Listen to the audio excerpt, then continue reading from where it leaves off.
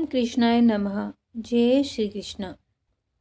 इस वीडियो में आज आप सुनेंगे श्रीमद् भागवत महापुराण के महात्म के दूसरे अध्याय को। पहले अध्याय में आपने सुना मुनिवर शांडिल्य जी दोनों को समझा बुझाकर भगवान श्री कृष्ण का स्मरण करते हुए अपने आश्रम पर चले जाते हैं। उनकी बातें सुनकर राजा परीक्षित और वज्रनाभ दोनों ही बहुत प्रसन्न होते हैं। आज दूसरे अध्याय में यमुना और श्री कृष्ण पत्नियों के संवाद के बारे में, उनके कीर्तन उत्सव के बारे में, उद्धव जी के प्रकट होने के बारे में आप सुन सकेंगे। आइए आरंभ करते हैं। ओम गणेशाय नमः। ऋषियों ने श्री सूत जी से पूछा, सूत जी अब यह बतलाइए कि परीक्षित और वज्रनाभ को इस प्रकार आदेश देकर जब शांडिल्य मुनि अपने आश्रम को लौट गए, तब उन दोनों राजाओं ने कैसे कैसे और कौन कौन सा काम किया। श्री सूत जी कहने लगे, इसके बाद महाराज परीक्षित ने इंद्रप्रस्थ से हजारों बड़े बड़े सेठों को बुलवाकर मथुरा में रहने की जगह दी। इनके अतिरिक्त सम्राट परीक्षित ने मथुरा मंडल की ब्राह्मणों तथा प्राचीन वानरों को, जो भगवान के बड़े ही प्रेमी थे, बुलवाया और उन्हें आदर के योग्य समझकर मथुरा नगरी में बसाया। इस प्रकार राजा परीक्षित की सहायता और महर्षि शांडिल्य की कृपा से वज्रनाभ ने कर्मशः उन सभी स्थानों की खोज की जहाँ भगवान श्री कृष्ण ने अपने प्रेमी गोप गोपियों के साथ नाना प्रकार की लीलाएं करते थे। लीला स्थानों का ठीक ठीक निश्चय हो जाने पर उन्होंने वहाँ की लीला के अनुसार उस स्थान का नामकरण किया, भगवान के लीला विग्रहों की स्थापना की तथा उन स्थानों पर अनेकों गांव बसाए। स्थान स्थान पर भगवान के नाम से कुंड और कुएं खुदवाए, कुंज और बगीचे लगवाए, शिव आदि देवताओं की स्थापना की। गोविंद देव, हरिदेव आदि नामों से भगवत विग्रह स्थापित किए। इन सब शुभ कर्मों के द्वारा वज्रनाभ ने अपने राज्य में सब और एकमात्र श्री कृष्ण भक्ति का प्रचार किया और बड़े ही आनंदित हुए। उनके प्रजाजनों को भी बड़ा आनंद था। वे सदा भगवान के मधुर नाम तथा लीलाओं के कीर्तन में संलग्न होकर परमानंद के समुद्र में डूबे रहते थे और सदा ही वज्रनाभ के राज्य की प्रशंसा किया करते थे। एक दिन भगवान श्री कृष्ण की विरह वेदना से व्याकुल 16,000 रानियां अपने प्रियतम पतिदेव की चतुर्थ पटरानी कालिंदी यानी कि यमुना जी को आनंदित देखकर सरल भाव से उनसे पूछने लगी। उनके मन में सोतिया डाह का लेश मात्र भी नहीं था। श्री कृष्ण की रानियों ने कहा, बहन कालिंदी, जैसे हम सब श्री कृष्ण की धर्मपत्नी हैं, वैसे ही तुम भी तो हो। हम तो उनकी विरह अग्नि में जली जा रही हैं। उनके वियोग दुख से हमारा हृदय व्यथित हो रहा है, किंतु तुम्हारी यह स्थिति नहीं है। तुम प्रसन्न हो, इसका क्या कारण है? कल्याणी, कुछ बताओ तो सही। उनका प्रश्न सुनकर यमुना जी हंस पड़ी। साथ ही यह सोचकर मेरे प्रियतम की पत्नी होने के कारण ये भी मेरी ही बहनें हैं, पिघल गई। उनका हृदय दया से द्रवित हो उठा। अतः वे इस प्रकार कहने लगी। यमुना जी ने कहा, अपनी आत्मा में ही रमण करने के कारण भगवान श्री कृष्ण आत्मा राम हैं और उनकी आत्मा ही श्री राधा जी। मैं दासी की भांति राधा जी की सेवा करती रहती हूँ। उनकी सेवा का ही यह प्रभाव है कि विरह हमारा स्पर्श नहीं कर सकता। भगवान श्री कृष्ण की जितनी भी रानियां हैं, सबकी सब श्री राधा जी के ही अंश का विस्तार हैं। भगवान श्री कृष्ण और राधा सदा एक दूसरे के सम्मुख हैं। उनका परस्पर नित्य संयोग है। इसीलिए राधा के स्वरूप में अंशतः विद्यमान जो श्री कृष्ण की अन्य रानियां हैं, उनको भी भगवान का नित्य संयोग प्राप्त है। श्री कृष्ण ही राधा है, राधा ही श्री कृष्ण है। उन दोनों का प्रेम ही वंशी है तथा राधा की प्यारी सखी चंद्रावली भी श्री कृष्ण चरणों के नखरूपी चंद्रमाओं की सेवा में आसक्त रहने के कारण ही चंद्रावली नाम से कही जाती है। श्री राधा और श्री कृष्ण की सेवा में उनकी बड़ी लालसा, बड़ी लगन है। इसीलिए वह कोई दूसरा स्वरूप धारण नहीं करती। मैंने यही श्री राधा में ही रुक्मणी आदि का समावेश देखा है। तुम लोगों का भी सर्वांश में श्री कृष्ण के साथ वियोग नहीं हुआ है, किंतु तुम इस रहस्य को इस रूप में जानती नहीं हो, इसीलिए इतनी व्याकुल हो रही हो। इसी प्रकार पहले भी जब अक्रूर श्री कृष्ण को नंदगांव से मथुरा ले आए थे, उस अवसर पर जो गोपियों को श्री कृष्ण से विरह की प्रतीति हुई थी, वह भी वास्तविक विरह नहीं थी, केवल विरह का आभास था। इस बात को जब तक वे नहीं जानती थी तब तक उन्हें बड़ा कष्ट था। फिर उद्धव जी ने आकर उनका समाधान किया, तब वे इस बात को समझ सकी। यदि तुम्हें भी उद्धव जी का सत्संग प्राप्त हो जाए तो तुम सब भी अपने प्रियतम श्री कृष्ण के साथ नित्य विहार का सुख प्राप्त कर लोगी। श्री सूत जी कहते हैं, ऋषिगण जब उन्होंने इस प्रकार समझाया तब श्री कृष्ण की पत्नियां सदा प्रसन्न रहने वाली यमुना जी से पुनः बोली। उस समय उनके हृदय में इस बात की बड़ी लालसा थी कि किसी उपाय से उद्धव जी का दर्शन हो, जिससे हमें अपने प्रियतम के नित्य संयोग का सौभाग्य प्राप्त हो सके। श्री कृष्ण पत्नियों ने कहा, सखी तुम्हारा ही जीवन धन्य है, क्योंकि तुम्हें कभी भी अपने प्राणनाथ के वियोग का दुख नहीं भोगना पड़ता। जिन श्री राधिका जी की कृपा से तुम्हारे अभीष्ट अर्थ की सिद्धि हुई है, उनकी अब हम लोग भी दासी हुई। किंतु तुम अभी कह चुकी हो कि उद्धव जी के मिलने पर ही हमारे सभी मनोरथ पूर्ण होंगे। इसीलिए कालिंदी, अब ऐसा कोई उपाय बताओ जिससे उद्धव जी भी शीघ्र मिल जाएं। श्री सूत जी कहते हैं, श्री कृष्ण की रानियों ने जब यमुना जी से इस प्रकार कहा तब वे भगवान श्री कृष्णचंद्र की 16 कलाओं का चिंतन करती हुई उनसे कहने लगी। जब भगवान श्री कृष्ण अपने परम धाम को पधारने लगे तब उन्होंने अपने मंत्री उद्धव से कहा, उद्धव, साधना करने की भूमि है बद्री का आश्रम, अतः अपनी साधना पूर्ण करने के लिए तुम वहीं जाओ। भगवान की इस आज्ञा के अनुसार उद्धव जी इस समय अपने साक्षात स्वरूप से बद्री का आश्रम में विराजमान है और वहां जाने वाले जिज्ञासु लोगों को भगवान के बताए हुए ज्ञान का उपदेश करते रहते हैं।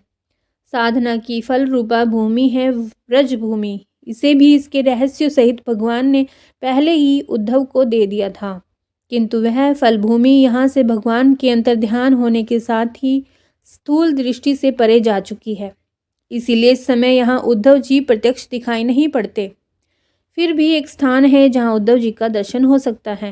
गोवर्धन पर्वत के निकट भगवान की लीला सहचरी गोपियों की विहार स्थली है। वहाँ की लता, अंकुर और बेलों के रूप में अवश्य ही उद्धव जी वहाँ निवास करते हैं। लताओं के रूप में उनके रहने का यही उद्देश्य है कि भगवान की प्रियतमा गोपियों की चरण रज उन पर पड़ती रहे। उद्धव जी के संबंध में एक निश्चित बात यह भी है कि उन्हें भगवान ने अपना उत्सव स्वरूप प्रदान किया है। भगवान का उत्सव उद्धव जी का अंग है, वे उससे अलग नहीं रह सकते। इसीलिए अब तुम लोग वज्रनाभ को साथ लेकर वहां जाओ और कुसुम सरोवर के पास ठहरो। भगवत भक्तों की मंडली एकत्र करके वीणा, वेणु और मृदंग आदि बाजों के साथ भगवान के नाम और लीलाओं के कीर्तन, भगवत संबंधी काव्य कथाओं के श्रवण तथा भगवत गणगान से युक्त सरस संगीतों द्वारा महान उत्सव का आरंभ करो। इस प्रकार जब उस महान उत्सव का विस्तार होगा तब निश्चय है कि वहाँ उद्धव जी का दर्शन मिलेगा।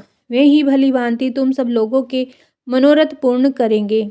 श्री सूत जी कहते हैं, यमुना जी की बताई हुई बातें सुनकर श्री कृष्ण की रानियां बहुत प्रसन्न हुई। उन्होंने यमुना जी को प्रणाम किया और वहां से लौटकर वज्रनाभ तथा परीक्षित से वे सारी बातें कह सुनाई। सब बातें सुनकर परीक्षित को बड़ी प्रसन्नता हुई और उन्होंने वज्रनाभ तथा श्री कृष्ण पत्नियों को उसी समय साथ लेकर उस स्थान पर पहुंचकर तत्काल वह सब कार्य आरंभ करवा दिया जो कि यमुना जी ने बताया था। गोवर्धन के निकट वृंदावन के भीतर कुसुम सरोवर जो सखियों की विहार स्थली है, वहाँ ही श्री कृष्ण कीर्तन का उत्सव आरंभ हुआ। वृषभानु नंदिनी श्री राधा जी तथा उनके प्रियतम श्री कृष्ण की वह लीला भूमि जब साक्षात संकीर्तन की शोभा से संपन्न हो गई, उस समय वहाँ रहने वाले सभी भक्तजन एकाग्र हो गए। उनकी दृष्टि, उनके मन की वृत्ति कहीं अन्यत्र ना जाती थी। इसके बाद सबके देखते ही देखते वहाँ फैले हुए तृण, गुल्म और लताओं के समूह से प्रकट होकर श्री उद्धव जी सबके सामने आए। उनका शरीर श्यामवर्ण था, उस पर पीताम्बर शोभा पा रहा था। वे गले में वनमाला और गुंजा की माला धारण किए हुए थे तथा मुख से बार बार गोपी वल्लभ श्री कृष्ण की मधुर लीलाओं का गान कर रहे थे। उद्धव जी के आगमन से उस संकीर्तन उत्सव की शोभा कई गुना बढ़ गई।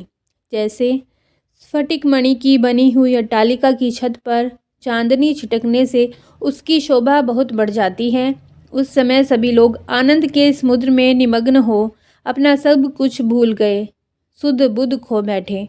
थोड़ी देर बाद जब उनका चेतना दिव्य लोक से नीचे आई, अर्थात जब उन्हें होश हुआ, तब उद्धव जी को भगवान श्री कृष्ण के स्वरूप में उपस्थिति देख अपना मनोरथ पूर्ण हो जाने के कारण प्रसन्न हो वे उनकी पूजा करने लगे।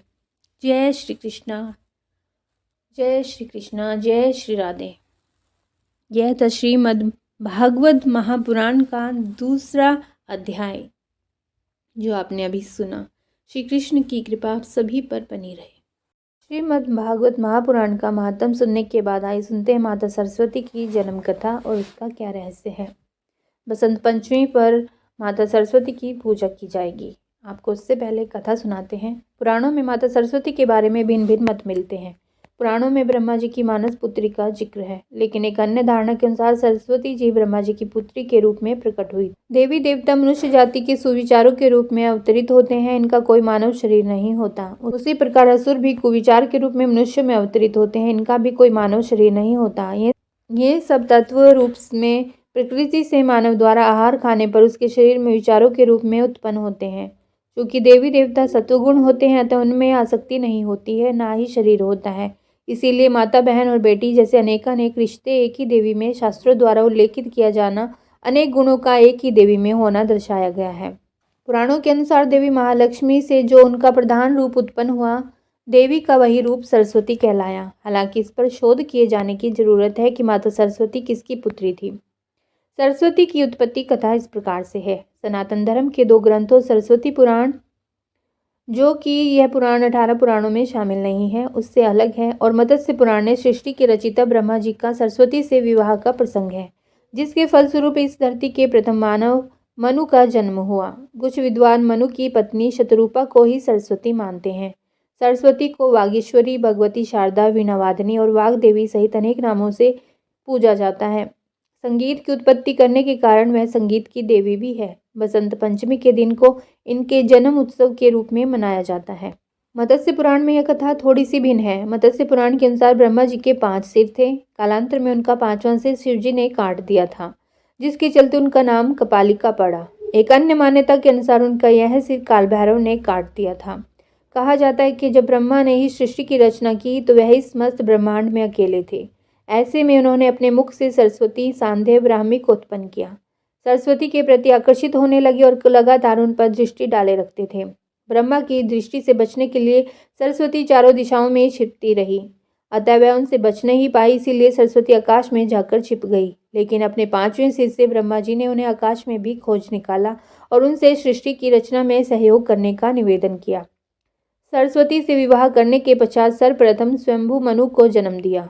ब्रह्मा और सरस्वती की यह संतान पृथ्वी पर जन्म लेने वाला पहला मानव कहा जाता है। लेकिन एक अन्य कथा के अनुसार स्वयंभू मनु ब्रह्मा के मानस पुत्र थे। मां सरस्वती की कृपा से ही विद्या, बुद्धि, वाणी और ज्ञान की प्राप्ति होती है।